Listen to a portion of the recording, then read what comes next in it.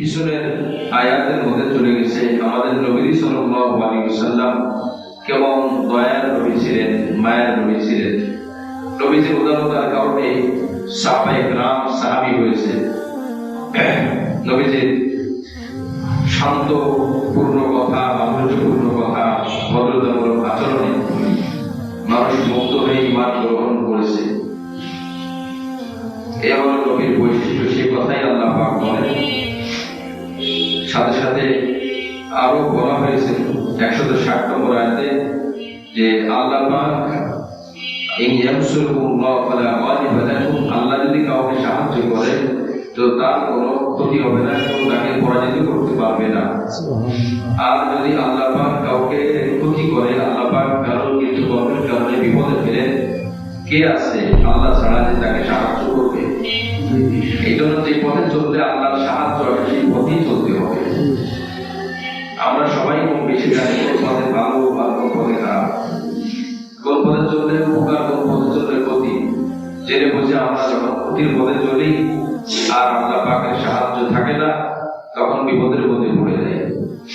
এই জন্য চেষ্টা করা সদস্য বোঝা আল্লাহর হুকুম মতে চলাই হলো আল্লাহর দ্বীনকে সাহায্য করা। আল্লাহর হুকুমের বাইরে চলা মানে হলো দ্বীনের ক্ষতি করা। আজকের পবিত্র আয়াতের মধ্যে আল্লাহ পাক রব্বুল আলামিন বলেন, ওয়া কানা লিনাবিয়্যিন আইয়াকুল, কোন নবীর জন্য উচিত না, কোন নবী এই কাজটি করতে পারেন না। কি কাজ? যে তিনি গনিমতের মাল খেয়ানত করবেন, গনিমতের মাল আত্মসাৎ করবেন, রাষ্ট্রীয় সম্পদ নষ্ট করবেন, অর্থাৎ দুর্নীতি করবেন। কেন এই আয়াতে আল্লাহ পাক বললেন? বদর যুদ্ধের সময় বদর যুদ্ধের মাল গনিমত তাড়াহুড়া করে বন্টন করা হয়, একটা লাল চাদর রয়ে যায়, বন্টন করা হয়নি। কিছু মুনাফিকরা আওয়াজ করলো যে লাল চাদরটা কারোর ভাগে দেখা যায় না, তো মনে হয় মুহাম্মদ রাসূলুল্লাহ সাল্লাল্লাহু আলাইহি ওয়াসাল্লাম মনে হয় উনি নিয়েছেন, নাউযুবিল্লাহ। এই কথা মুনাফিকরা এই কথাগুলো তুলে দিল। নবীজির ব্যাপারে কি বললো যে মনে হয় মুহাম্মদ নিয়েছে। কত বছর আগের কথা, 1400 বছর আগের কথা।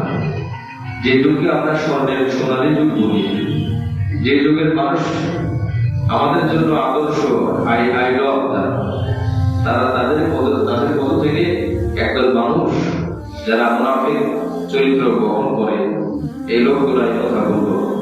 তাহলে এই জামানায় যারা ভালো পথে চলতে চায় তাদেরকে যে এলাকায় রাখছে এটাই তো বেশি, এটাই বেশি। যারা দেখবেন ভালো কাজ করে তাদের অপবাদটা বেশি, তাদের দিকে মানুষের চোখ পড়ে বেশি।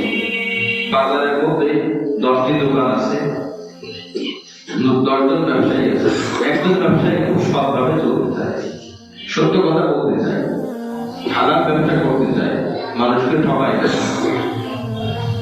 অল্প লাভ করবো কিন্তু হালাল ব্যবসা করবো।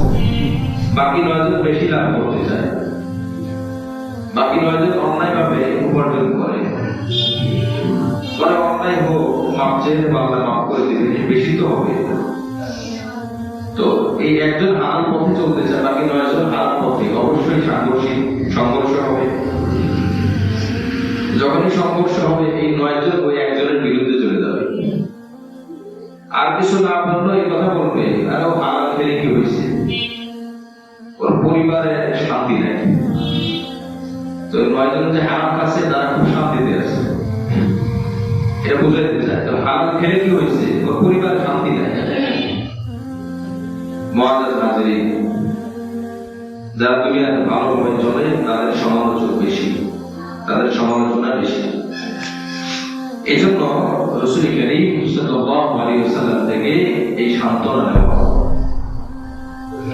আপনি যদি আল্লাহর হুকুম মতে চলেন, কোরআন সুন্নাহ মতে চলেন, আর আপনার পিছনে আপনার বিরুদ্ধে যদি কত মানুষ যাই বলুক না কেন, এটা শিক্ষা, এটা সান্ত্বনা, এটা শিক্ষা যে যাই বলুক আপনি কাউকে কষ্ট দেন না, মানুষের হক নষ্ট করেন না, সহি কোরআন সুন্নাহর সহি আকীদার উপরে চলেন আপনি। এরপরে আপনাকে যে যাই বলুক আমাকে যে যাই বলুক, আমাদেরকে যে যাই বলুক, আমাদের কোনো ক্ষতি হবে না, কোনো ক্ষতি হবে না, কোনো ক্ষতি হবে না। আগের রাতে সে কথাই আল্লাহ পাক বললেন, কোনো ক্ষতি হবে না। আর মানুষ বলবে, এটাই নিয়ম। আল্লাহ পাক রব্বুল আলামিন বলেন, ওয়া ইয়াকুলু ইয়াতি বিমা আল্লাহ ইয়াউমাল কিয়ামা। তো নবী সাল্লাল্লাহু আলাইহি ওয়াসাল্লাম তো কোন কারণে হয়তো কারণের কারণে তাদেরকে রয়ে গেছে, নবীজির কোনো দোষ ছিল না। আল্লাহ পাক বলে দিলেন, কোন নবী এই কাজটি গনিমতের মাধ্যমে খেয়াল করতে পারে না, করেন না, এটা বলে নেয়, পারে না। আমি আল্লাহ কুদরতি ভাবে তাদেরকে হেফাজত করেছি। সুবহানাল্লাহ। নবীর নবুয়তের আগেও আল্লাহ পাক নবীজিকে গুনাহ থেকে হেফাজত করেছেন। সুবহানাল্লাহ। নবীজিকে ডাক দেওয়া হয়েছে নবুয়ত পাওয়ার আগে, আসো আমাদের উৎসব হবে, আমাদের আনন্দ উল্লাস হবে, আমাদের বাৎসরিক অনুষ্ঠান হবে। নবী আলাইহিস সালাম গিয়েছেন। নবী সাল্লাল্লাহু আলাইহি ওয়াসাল্লাম গেলেন, যাওয়ার পরে অবৈধ ভাবে নাচ গান জাহেলি যুগে যা হতো তা শুরু হলো। ঠিক ওই মুহূর্তে নবীর মাথা ব্যথা শুরু হয়ে গেছে, মাথা চক্কর দিল, নবীজি পড়ে গেলেন। পাশে যারা তারা কিছুই বুঝলেন না, হয়তো ঘুমাচ্ছেন, ঘুমিয়ে গেছে। অনুষ্ঠান শেষ, নবীজিকে ডাকা হয়, নবী উঠে না। পানি টানি মারা হলো, সিরাতের মধ্যে এসেছে। এরপরে নবীজির হুঁশ আসলো। তারা বলতেছে, তুমি তোমাকে তো আল্লাহ অনুষ্ঠানে কি হলো, ঘুমিয়ে গেলে? ঘুমিয়ে গেছি কই, আমি তো আসছি এতটুকু মনে আছে, এরপর তো আমার কোনো কিছুই মনে নেই।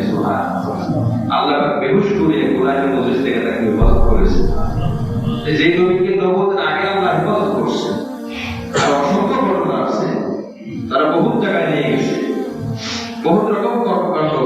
স্বাভাবিক না হতো তখন দান করা যে নবী হবে, আল্লাহ পাক কুদরতি ভাবে হেফাজত করেছে। এরপর আল্লাহ পাক বলেন, ওয়া ইয়াকুলু ইয়াতি বিমা আল্লাহ ইয়াউমাল কিয়ামা। আর যে ব্যক্তি আত্মসাৎ করবে, খেয়ানত করবে, মুসলমানের সম্পদ, রাষ্ট্রীয় সম্পদ অন্যায়ভাবে আহরণ করবে, ইয়াতি বিমা আল্লাহ ইয়াউমাল কিয়ামা, যে যা অন্যের সম্পদ খেয়ানত করবে, আল্লাহ পাক বলেন ইয়াতি বিমা আল্লাহ ইয়াউমাল কিয়ামা, কিয়ামতের ময়দানে ওইটা নিয়ে সে উঠবে। জোরে নাউযুবিল্লাহ। আমাদের দেশে এমন বহুত মানুষ আছে কি আছে না, শত শত কোটি টাকা মুসলমানের সম্পদ আত্মসাৎ করছে, দুর্নীতি করছে, এরকম মানুষ আছে না? কিয়ামতের ময়দানে দেখা যাবে সব। এরকম দেখবেন দুনিয়াতে আমরা খুব তার নাম জানতাম, দোষঘাতের সাথে আমরা নাম ভয় নিতাম না, কারণ এখন নিতে পারতাম না। এই টাকাগুলোর কথা শুধু এখন শুনিয়েই যায়, দেখি না। আল্লাহ পাক সেদিন দেখাবে না? কোরআনে বলছে, ওয়া ইয়াকুলু ইয়াতি বিমা আল্লাহ ইয়াউমাল কিয়ামা। কিয়ামতের দিন সব কাঁদে, ওই সম্পর্ক মুসলমানের, কিন্তু তার সাথে উঠাবে। আর আল্লাহ পাক দেখাবে, ইসলামে দেখাই দেবে, এই দেখো এই সব মুসলমানের সম্পদ। ব্যক্তিগত সম্পদ আত্মসাৎ আর সামষ্টিক জাতির সম্পদ আত্মসাতের বহুত বড় ব্যবধান। কোন একজনের সম্পদ আপনি নিয়েছেন, তার কাছ থেকে মাপ চাইলে মাফ করলে মাফ হয়ে যাবে, অথবা তাকে পরিশোধ করলে মাফ হয়ে যাবে। কিন্তু হাজার মানুষের সম্পদ, হাজার মানুষ, লক্ষ মানুষের সম্পদ, কয়জনের কাছে আপনি মাপ চাবেন? সবাইকে জীবিত থাকবেও কিনা তারই বা কি গ্যারান্টি আছে? একজন সাহাবী গনিমতের সম্পদ থেকে পশম চুরি করছে, না বুঝে নতুন মুসলমান, অনেক অপরাধ হয়েই যায়।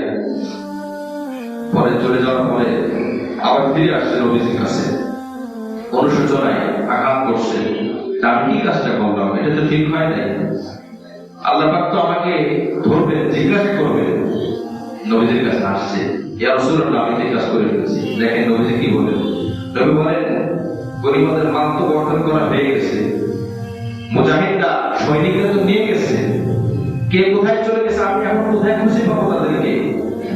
এই জিম্মাদারি আমার না, তুমি তোমারটা খুঁজে বেড়াও। নবীর জীবন দশায় নবীজি কয়জন মানুষ ছিল? হয়তো 2000 মানুষ ছিল। যুদ্ধের মধ্যে নবীজি বলছেন 2000 মানুষটাকে কারে কিভাবে দিব আমি, একটু জিনিস। এটা যদি নবী বলে থাকে, মুআজ্জাজ হাজির, এদের খুব সতর্ক হও, খুব সতর্ক হও। আল্লাহর গোলামি, আল্লাহর ইবাদত করতে যদি কিছু ঘাটতিও হয়, আল্লাহ 1 সেকেন্ডে মাফ করে দিবেন। কিন্তু মানুষের হক যদি নষ্ট হয়, 1000 বছরও মাফ হবে না, আল্লাহ মাফ করবেন না। এই জন্য আল্লাহ বলছেন, তুম্মা তুওয়াফা কুল্লু নাফসিন মা কাসাবাত ওয়া হুম লা ইউযলামুন। তুম্মা তুওয়াফা কুল্লু নাফসিন মা কাসাবাত ওয়া হুম লা ইউযলামুন। প্রত্যেকটি মানুষকে পরিপূর্ণ বুঝিয়ে দেওয়া হবে, সে যা অপরাধ করেছে সম্পূর্ণ দিয়ে দেওয়া হবে।